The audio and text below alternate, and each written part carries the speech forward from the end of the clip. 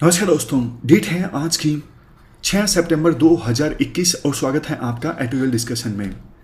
3 issues आज हम discuss करेंगे। सबसे पहला आर्टिकल हम डिस्कस करेंगे judicial role in law making.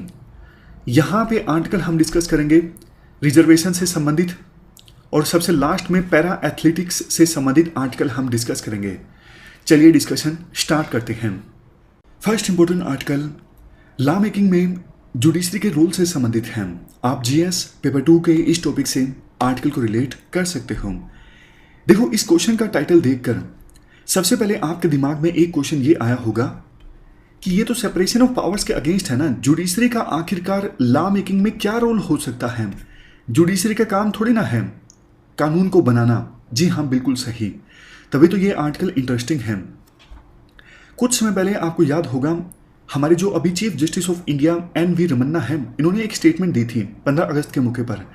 इन्होंने कहा था, चूंकि देखो पार्लियामेंट में और स्टेट असेंबलीज में आजकल जल्दबाजी में बिल पास हो जाते हैं, प्रॉपर डेलिब्रेशन नहीं होता, चर्चा नहीं होता, तो इस वजह से काफ़ी बार जुडिशरी को लॉ को इंटरप्रेट करने में दिक्कत आती है। क्योंकि देखो आमतौर पर जुडिशरी ऐसा करती है, जब किसी कानून को इंटरप्रेट करती है ना जुडिशरी और दिक्कत आती है, एम्बिग्युइटी होती है, तो जुडिशरी फिर पार्लियामेंट की या फिर स्टेट असेंबलीज की डिबेट्स को देखती है कि कानून पास करते वक्त जो लॉ मेकर्स थे उनका इंटेंशन क्या था, किस इंटेंशन के साथ कानून पास किया गया। तो वो जो डिबेट्स देखकर इंटेंशन देखी जाती है ना, उसकी सहायता से कानून को इंटरप्रेट करना आसान हो जाता है। लेकिन सोच के देखिए, जब कानून बनाते वक्त डिबेट्स होंगी ही नहीं, तो फिर कैसे जुडिशरी कानून को इंटरप्रेट करेगी? ये दिक्कत है। आमतौर पर कुछ एक्सपर्ट्स ये बोलते हैं, देखो इस सेशन में इतने बिल पास हो गए।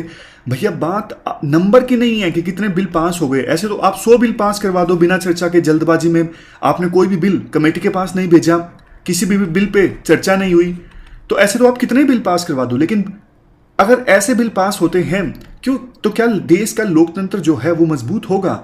नहीं होगा। देखो, पार्लियामेंट का, स्टेट असेंबली का मतलब ही ये है कि जहां पर अलग अलग सेक्शंस से जो लोग हैं चुन के आए हैं, उनसे संबंधित जब कानून बनाए जाएंगे तो वो अपने कंसर्न्स को व्यक्त कर सकें, उस कानून को सपोर्ट कर सकें या फिर विरोध कर सकें, अलग अलग सेक्शन से। लेकिन चर्चा ही नहीं होगी, सिर्फ कुछ ही लोगों ने बिल बनाया और उसे पार्लियामेंट में पास भी करवा दिया, इवन कंसल्टेशन भी नहीं हुआ वेरियस सेक्शन से। तो इसका मतलब तो लोकतंत्र का जो मतलब है for the people, by the people, of the people, वो कहावत ही गलत साबित हो जाती है ना, वो कोट ही गलत साबित हो जाता है। इसलिए लॉ मेकिंग में इंप्रूवमेंट की आवश्यकता है, इसमें देखो कोई डाउट नहीं है। बट क्वेश्चन ये उठता है, लॉ मेकिंग में अगर इंप्रूवमेंट की भी आवश्यकता है तो ये लॉ मेकर्स जो हैं वो खुद ही इंप्रूवमेंट लाएंगे ना, कैसे वो कानून पास करते हैं? जुडिशरी का क्या रोल हो सकता है इसमें?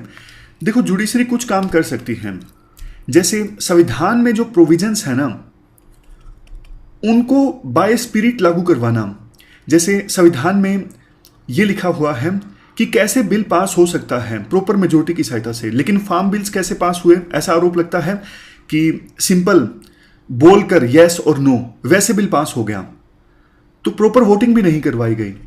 जबकि देखो जो परंपरा है, ट्रेडिशन है हाउस में, वो ये है, कोई भी मेंबर अगर ये मांग उठाता है कि हाँ वोटिंग होनी चाहिए, तो तब वोटिंग होनी चाहिए उस बिल पर। लेकिन हालांकि चेयरमैन का आरोप ये था, मतलब चेयरमैन की सफाई ये थी कि इतना ज़्यादा शोरगुल था, इस वजह से वोटिंग नहीं करवाई जा सकी और वॉइस वोट से बिल पास हो गया।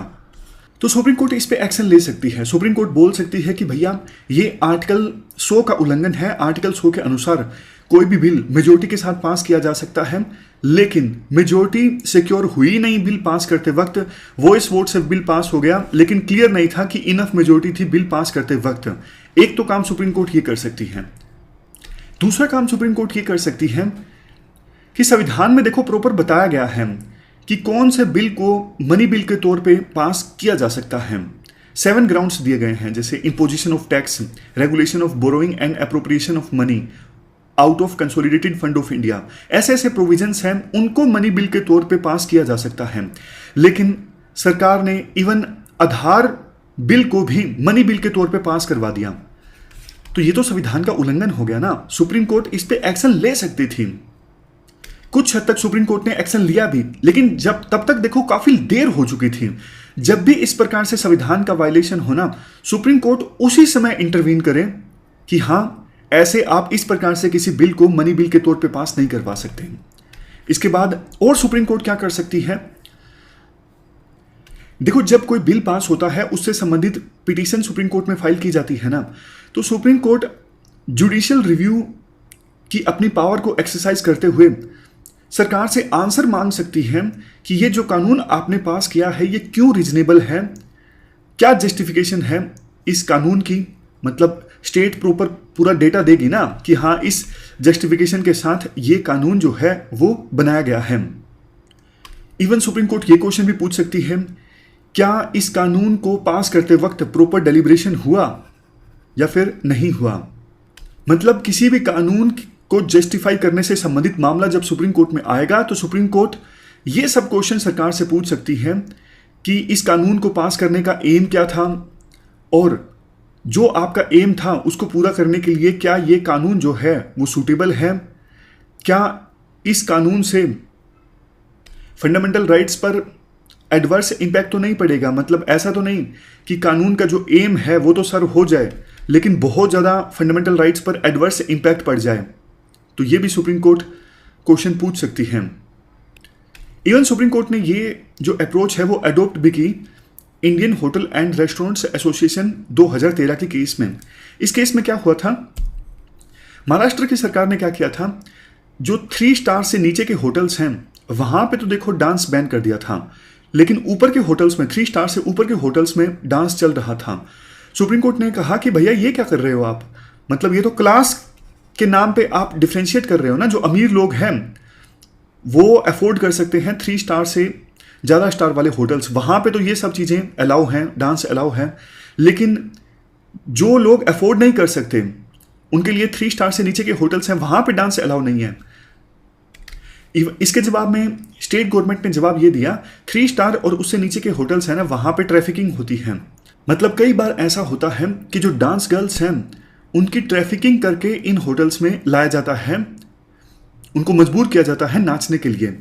तो इसके जवाब में सुप्रीम कोर्ट ने ये कहा कि आपके इस आर्गुमेंट का लॉजिक क्या है, मतलब क्या फैक्ट्स क्या हैं, कोई स्टडी है, क्या है, कैसे आपने ये पता लगाया कि 3 स्टार से नीचे के जो होटल्स हैं वहाँ पे जो डांसर्स होती हैं उनको मजबूर किया जाता है नाचने के लिए। क्या आपके पास कोई फैक्ट्स हैं, कोई स्टडी है? कुछ भी तो नहीं है। इसलिए सुप्रीम कोर्ट ने यह तर्क नहीं माना और महाराष्ट्र सरकार के इस ऑर्डर को नलीफाई कर दिया। तो इसी प्रकार से सुप्रीम कोर्ट जब कोई कानून पास होता है ना, सरकार से जवाब मांग सकती है कि किन फैक्ट्स के आधार पर आपने ये कानून पास किया है, क्या स्टडी के आधार पर आपने ये कानून पास किया है। इसके बाद सबसे लास्ट में आर्ग्यूमेंट और सुप्रीम कोर्ट क्या कर सकती है। देखो, एक डॉक्ट्रिन है, doctrine of presumption of constitutionality. ये डॉक्ट्रिन ये कहता है कि लेजिस्लेचर जो भी कानून पास करते हैं ना, अगर वो संविधान का उल्लंघन नहीं है ना, संविधान के प्रोविजंस को वायलेट नहीं करता है ना, तो फिर कोई भी जुडिशरी, हाईकोर्ट हो, सुप्रीम कोर्ट हो, उसमें ज्यादा कुछ कर नहीं सकती। क्यों? क्योंकि ये माना जाता है कि लेजिस्लेचर में तो इतने सारे सेक्शंस के लोग आते हैं, अलग अलग सेक्शंस रिप्रेजेंट होते हैं, वो आपस में चर्चा करके कानून पास करते हैं, जबकि सुप्रीम कोर्ट में इतने सारे सेक्शंस के एक्सपर्ट नहीं होते। इसलिए लेजिस्लेचर ने जो कानून पास कर दिया सही है, अनटिल एंड अनलेस वो संविधान के प्रोविजंस को वायलेट ना करता हो। यह है प्रिजम्पशन ऑफ कॉन्स्टिट्यूशनैलिटी। लेकिन राइटर ये कहते हैं थोड़ा सा इसको एक्सपेंड कर दो। सुप्रीम कोर्ट ये देख ले कम से कम कि लेजिस्लेचर में जो कानून पास हुआ है वो प्रॉपर डेलिब्रेशन के बाद पास हुआ है। मतलब देखो, आमतौर पर जब कोई कानून बिना डेलिब्रेशन के और बिना फैक्ट्स और स्टडी के आधार पर पास कर दिया जाता है तो फिर सुप्रीम कोर्ट उसको भी अच्छे से जुडिशली रिव्यू करे। आमतौर पर सरकार के द्वारा यह कह दिया जाता है कि प्रिजम्पशन ऑफ कॉन्स्टिट्यूशनैलिटी है, यानी कानून संविधान का उल्लंघन नहीं करता है तो आपका कोई लेना देना नहीं है, हम कुछ भी पास करें। लेकिन नहीं, सुप्रीम कोर्ट को अभी इस पर थोड़ा एक्टिविज्म अपनाना चाहिए कि जब कोई कानून बेशक संविधान के प्रोविजंस को वायलेट ना करे, लेकिन वो जल्दबाजी में पास कर दिया, बिना चर्चा के पास कर दिया, कुछ भी चर्चा नहीं हुई और प्रॉपर स्टडी के आधार पर भी चर्चा नहीं हुई, तो उन कानूनों को एटलीस्ट जुडिशरी जो है वो रिव्यू करे अच्छे से। मतलब सिर्फ प्रोसीजर रिव्यू ना करे, एसेंस पे रिव्यू करे कि इन स्पिरिट भी कानून सही है या गलत है। अब अंत में देखो कंक्लूजन में वही आर्गुमेंट निकल के आता है, अगर लॉ मेकर्स खुद से अपने आप से रिफॉर्म लेके आए तो ज्यादा सही है बजाय इसके कि जुडिशरी इंटरवेन करे। लेकिन बात यही है ना, नहीं करते ना ये लॉ मेकर्स, उनको लिटिल इंसेंटिव है, मतलब ज्यादा इंसेंटिव उनके पास है ही नहीं कि वो अपनी कार्यप्रणाली को इंप्रूव करें। यही दिक्कत है। विपक्ष जो है वो भी बस पार्लियामेंट को डिसरप्ट कर दिया, एक्चुअल में कोई चेंज लाना ही नहीं चाहता, सिर्फ दिखाने चाहते हैं सारे लोग कि हम सही कर रहे हैं। तो जुडिशरी को यहां पे देखो थोड़ा एक्टिविस्ट बनना पड़ेगा ताकि लॉ मेकिंग की जो प्रोसेस है हमारे देश में वो इंप्रूव की जा सके। इसी से हमारा जो लोकतंत्र है वो इंप्रूव होगा। ये हमने पूरा इशू डिस्कस किया, चलते हैं आगे। इसके बाद दूसरा जो आर्टिकल है वो देखो रिजर्वेशन सिस्टम से संबंधित है। आप जीएस पेपर 2 के इस टॉपिक से आर्टिकल को रिलेट कर सकते हो।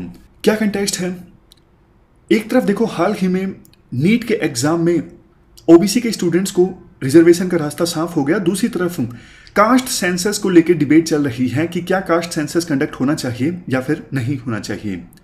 शुरुआत में तो राइटर ये बोलते हैं कि देखो हमारे देश में जो ये रिजर्वेशन दिया गया है कुछ कम्युनिटी के लोगों को, ये सोच के दिया गया था कि ऐसी कम्युनिटीज जिनका इतिहास में काफ़ी ज़्यादा शोषण हुआ है, जो काफ़ी ज़्यादा पिछड़ गए हैं, उनको ऊपर उठाने के लिए रिजर्वेशन देना जरूरी है ऐसी कम्युनिटीज़ को, और संविधान में इसका प्रोविजन भी किया गया। ओबीसी को हालांकि रिजर्वेशन बाद में मिला, मंडल कमीशन की रिपोर्ट के बाद। शेड्यूल कास्ट और शेड्यूल ट्राइब्स को रिजर्वेशन देने का जो प्रोविजन है वो पहले ही कर दिया गया था संविधान में। बट देखो चिंता की बात ये है, जैसे ओबीसी को रिजर्वेशन मिला अदर बैकवर्ड क्लासेस में, लेकिन ओबीसी के अंदर भी इतनी सारी जो कास्ट है, सभी कास्ट को समान रूप से रिजर्वेशन का लाभ नहीं मिल पाया। इसी वजह से बहुत डिमांड्स उठी हैं पिछले कुछ सालों में कि सब कैटेगराइजेशन ऑफ ओबीसी होना चाहिए, और उसके आधार पर अभी तक ओबीसी में जिन कास्ट को रिजर्वेशन का लाभ नहीं मिल पाया है उनको रिजर्वेशन का लाभ मिलना चाहिए। पिछले 5 साल का डेटा देखो ये कहता है सेंट्रल गवर्नमेंट की जॉब्स और सेंट्रल गवर्नमेंट के हायर एजुकेशन इंस्टीट्यूशंस में ओबीसी में देखो 97% ओबीसी के अंदर जो फायदा हुआ है वो ओबीसी के अंदर 25% जो कास्ट आती हैं उनको हुआ है। टोटल ओबीसी में अदर बैकवर्ड क्लासेस में 983 कम्युनिटीज हैं, लेकिन 97% जॉब्स और 97% जो एडमिशंस हैं वो तो सिर्फ देखो 25% कास्ट को गए हैं। बाकी 37% कम्युनिटीज तो ऐसी हैं ओबीसी में जिनकी जीरो रिप्रेजेंटेशन है सेंट्रल गवर्नमेंट की जॉब्स में और सेंट्रल यूनिवर्सिटीज में एडमिशंस में। रिपोर्ट ये भी कहती है ओबीसी कम्युनिटीज में 10% कम्युनिटीज ऐसी हैं जिनको 24 यानी 25 मान लीजिए 25% जॉब्स और एडमिशंस का लाभ मिला है। यानी ओबीसी के अंदर हर एक सब ग्रुप को रिजर्वेशन का लाभ नहीं मिल पाया है जैसा कि सोचा गया था। शायद यही रीजन है कि आजकल पॉलिटिकल लीडर्स ओबीसी को एकजुट करने की कोशिश करते हैं, तो सारा जो ओबीसी है वो एक तरफ जाते नहीं है। पॉलिटिक्स की अगर हम बात करें, क्योंकि ओबीसी के अंदर बहुत सारी कमिटीज ऐसी हैं, अब इस पूरी ओबीसी आइडेंटिटी के साथ वो लगाव महसूस करती नहीं है, क्योंकि उनको लगता है कि हमारा कोई फायदा नहीं हुआ रिजर्वेशन से, हमारा कोई फायदा नहीं हुआ अपने आप को ओबीसी कहलवाने का, क्योंकि हमें रिजर्वेशन और एडमिशंस का लाभ मिला ही नहीं। ये सिर्फ आर्ग्यूमेंट है, मतलब इतना मजबूत भी नहीं है आंसर में देने लायक, लेकिन आर्टिकल में दिया जाता है। राइटर ये कहते हैं तो अब समय ये आ गया है कि ओबीसी के अंदर भी जिन कमिटीज को रिजर्वेशन का लाभ नहीं मिला है उनको मिलना चाहिए, लेकिन क्वेश्चन उठता है कैसे ऐसी कमिटीज की पहचान की जाए। अभी तक देखो ये सारा जो डेटा है ना, ये सेंट्रल गवर्नमेंट का डेटा है, लोकल लेवल या फिर स्टेट लेवल का कोई डेटा उपलब्ध नहीं है इस बारे में। तो इसीलिए कास्ट सेंसस को कंडक्ट करना जरूरी हो जाता है। कास्ट सेंसस अगर कंडक्ट होगा तभी तो ये पता लगे ना कि ओबीसी में ये कमिटीज हैं इनको रिजर्वेशन का ज्यादा लाभ हुआ है, और ये जो कमिटीज हैं ये बिल्कुल डिप्राइव्ड हो गई हैं, इनको रिजर्वेशन का लाभ नहीं मिला है। ये सब कैसे पॉसिबल होगा? तभी पॉसिबल होगा ना जब हम कास्ट सेंसस कंडक्ट करते हैं। कास्ट सेंसस अगर कंडक्ट किया जाता है तो ये भी पता लग जाएगा कि लिबरलाइजेशन के बाद कौन सी कास्ट को ज्यादा फायदा हुआ है, क्योंकि देखो बहुत सारी कास्ट ऐसी हैं जिसके लोग जो हैं वो ट्रेडिशनल काम में भी लगे हुए हैं अभी भी। तो कास्ट सेंसस अगर कंडक्ट करेंगे तो पता लग जाएगा कि लिबरलाइजेशन का फायदा कौन से कास्ट को हुआ है, और कौन से जो कास्ट हैं वो अभी भी पुराने कामों में ही लगी हुई है, उनको लिबरलाइजेशन का कोई फायदा नहीं हुआ है। 3 सजेशंस लास्ट में राइटर देते हैं। सबसे पहला सजेशन, सबसे पहले आप context sensitive evidence based policy option develop करो। इसका मतलब देखो ये है, देखो हर एक कास्ट की जो सिचुएशन है वो हर एक है, अलग अलग है। मतलब कोई कास्ट किसी डोमेन में पिछड़ी हुई है एजुकेशन में, कोई कास्ट एजुकेशन में ठीक है लेकिन सोशल रूप से पिछड़ी हुई है, कोई कास्ट इकोनॉमिकली पिछड़ी हुई है, सोशली एडवांस्ड है, एजुकेशनली भी एडवांस्ड है। हालांकि देखो ये कॉन्ट्राडिक्टरी हो जाता है, कोई कमिटी अगर सोशली भी एडवांस्ड होगी और एजुकेशनली भी एडवांस्ड होगी तो वो ज़्यादा संभावना ये है कि इकोनॉमिकली भी एडवांस्ड होगी। खैर मतलब बात समझ गए ना आप कि हर एक कास्ट की सिचुएशन जो है वो थोड़ी अलग अलग है।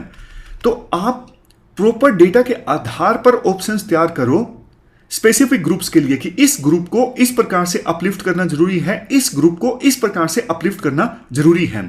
हमारे देश में यूके और यूएस जैसे इक्वल अपॉर्चुनिटीज कमीशन होने चाहिए जो कि देखो 2 काम करें। एक डेप्रिविएशन इंडेक्स तैयार करें, मतलब socio economic based census conduct करके ये पता लगाएं कि इस कास्ट के लोगों की यह सिचुएशन है, इस जेंडर के लोगों की ये सिचुएशन है, इस रिलीजन के लोगों की ये सिचुएशन है। तो जब देखो अलग अलग सेक्शंस से संबंधित डेटा आ जाएगा तो फिर उसी के हिसाब से आप पॉलिसी बना लो। इसका होगा क्या, इसी से तो फिर इक्वल अपॉर्चुनिटीज हम इंश्योर कर पाएंगे सबके लिए। ऐसे कमीशंस यूएस और यूके में हैं, इंडिया में भी ऐसे कमीशंस इस्टेब्लिश किए जा सकते हैं। इसके बाद राइटर के द्वारा ये कहा जाता है, इवन देखो एजुकेशनल इंस्टीट्यूशंस और एम्प्लॉयर्स की परफॉर्मेंस का ऑडिट होना चाहिए कि उन्होंने क्या नॉन डिस्क्रिमिनेशन की पॉलिसी को फॉलो किया है जॉब्स देते वक्त, एडमिशंस देते वक्त, और सबको इक्वल अपॉर्चुनिटी मिली है या फिर नहीं मिली है।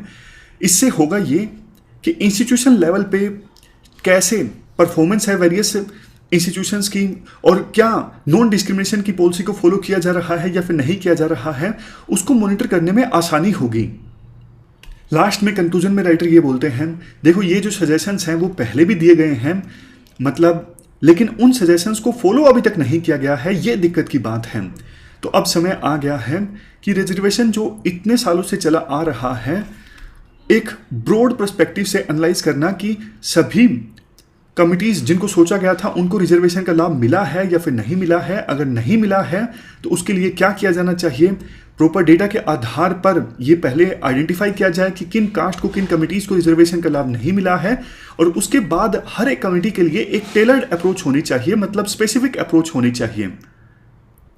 इसके बाद लास्ट आर्टिकल तो जो पैरा एथलेटिक्स चल रही हैं उससे संबंधित है।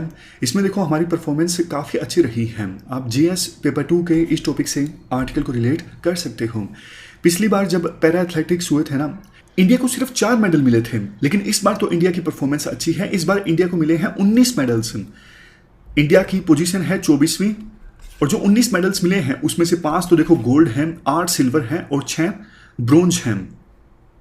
ये देखो तब है जब आपको पता है हमारे देश में शुरुआत से ही स्पोर्ट्स को इतनी ज़्यादा तवज्जो नहीं दी जाती। ऐसा बोला जाता है पढ़ोगे लिखोगे तो बनोगे नवाब, खेलोगे कूदोगे तो होगे खराब। तो ग्राउंड लेवल पर ही स्पोर्ट्स सिर्फ एक गिने चुने एरियाज में ही स्पोर्ट्स को तवज्जो दी जाती है। तो धीरे धीरे इंडिया की प्रोग्रेस स्पोर्ट्स में, मतलब बड़े इवेंट्स में मेडल जीतना, खास करके ओलंपिक्स में, ये देखो बहुत अच्छा है। और जो ये डिफरेंटली एबल्ड लोग हैं ये तो आपको पता है बहुत चुनौतियों का सामना करते हैं। हमने पहले भी एक डिफरेंटली एबल्ड पर्सन से संबंधित आर्टिकल को डिस्कस किया था कि उनके लिए तो इंफ्रास्ट्रक्चर नहीं होता। आमतौर पर आप देख लीजिए, आप सरकारी बिल्डिंग्स में जाते हो या फिर इवन प्राइवेट बिल्डिंग्स में जाते हो, कितनी वो डिफरेंटली एबल्ड फ्रेंडली होती हैं। क्या वहाँ पर रैंप होता है? नहीं होता। नॉर्मल लाइफ में उन्हें बहुत सारी चुनौतियों का सामना करना पड़ता है। स्पोर्ट्स में तो दिक्कत और भी ज़्यादा है। तो ये तो उनकी विल पावर का ही नतीजा है कि वो इस पैरा एथलेटिक्स में इतने सारे जो मेडल्स हैं वो जीत चुके हैं। ये एक बात बोली जाती है। 2016 में ना एक ऑडिट किया गया था सरकार के द्वारा एजेंसीज को ना, कई सारे अर्बन सिटीज में तो एक भी बिल्डिंग नहीं मिली जो डिफरेंटली एबल्ड फ्रेंडली हो।